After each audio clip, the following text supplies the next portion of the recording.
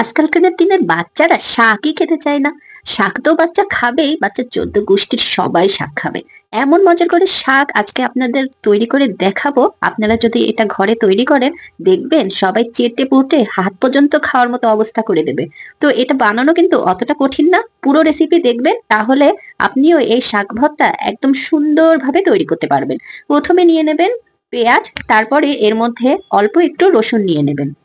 এরপরে কিছু কাঁচামরিচ নিয়ে নেবেন। তারপরে এগুলো খুব ভালো করে একটা পিষা দিয়ে, এই যে দেখুন আমি ভালো করে এগুলো পিষে নিচ্ছি। তারপরে লবণ নিয়ে নেবেন, নুন যাকে বলেন অনেকে গ্রামের ভাষায়। তারপরে এটাকে আবার পিষবেন। তারপরে এর মধ্যে দিয়ে দিবেন ধনিয়া গুঁড়া, জিরা গুঁড়া। তারপরে এর মধ্যে কিছুটা ঝালের গুঁড়া দিয়ে দিবেন, মানে মরিচের গুঁড়া। আর এর মধ্যে দিয়ে দিবেন সরিষার তেল। এই রান্নাটা কিন্তু অবশ্যই সরিষার তেল দিয়ে করবেন। তারপরে পেঁয়াজ রসুন বাটা, তারপরে এর মধ্যে দিয়ে দিবেন আদা বাটা। তারপরে হাত দিয়ে ভালো করে এটা মাখিয়ে নেবেন। আর এটার সব থেকে চমক হলো এই ইলিশ মাছ। ইলিশ মাছ দুটা দিয়ে এটা আমি তৈরি করে ফেলবো। তো আমি নিয়ে নিলাম দুইটা লাউ শাকের পাতা, ভেতর দিয়ে এই দেখুন কিভাবে দিয়েছি। তারপরে মশলাগুলো দিয়ে ইলিশ মাছটা দিয়ে দিয়েছি এবং সবকিছু মোড়ায় সুন্দরভাবে একটা টুথপিক দিয়ে গেঁথে দিয়েছি, যাতে এটা না ভাঙে। তারপরে আমি কড়াইতে সরিষা তেল দিয়ে এই টুথপিক দিয়ে এটা দিয়ে দিলাম। তারপর কিছুক্ষণ পরে ঢেকে দিলাম। রান্নাটা বসাতে না বসাতে এত সুন্দর একটা সেন্ট বেরোচ্ছে, কি বলবো। দেখেন রান্নাটা দেখেন।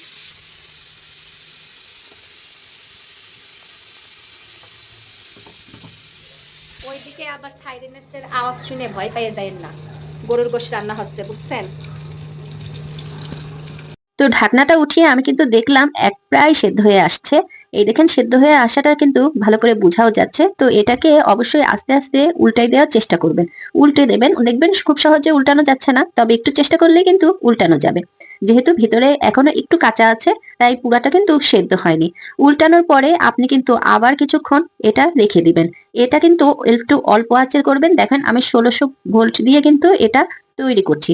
আপনারাও খুব বেশি ভোল্টেজ দিবেন না, অল্প ভোজে এটা তৈরি করবেন। বাস, আমার রান্নাটা কিন্তু একদম রেডি হয়ে গেছে। আর এটার গন্ধ এবং স্বাদ, ওয়াও, কি যে মজা লাগবে! বাচ্চারা এটা চেটেপুটে খাবে। তো এই খাবারটা কিন্তু বুড়ো বাচ্চা সবার পছন্দ। আমার এরকম আরো অনেক ভিডিও দেখতে আমার প্রোফাইলে আপনারা চোখ রাখুন। তারপরে লাউ শাকের ভিতরে কিভাবে চিংড়ি মাছ দিয়ে রান্না করা যায় সেটাও কিন্তু আমার প্রোফাইলে আছে। এই দেখুন, খাবারটা কিন্তু একদম তৈরি। ইলিশ মাছটাও সেদ্ধ হয়ে গেছে। ধন্যবাদ সকলকে।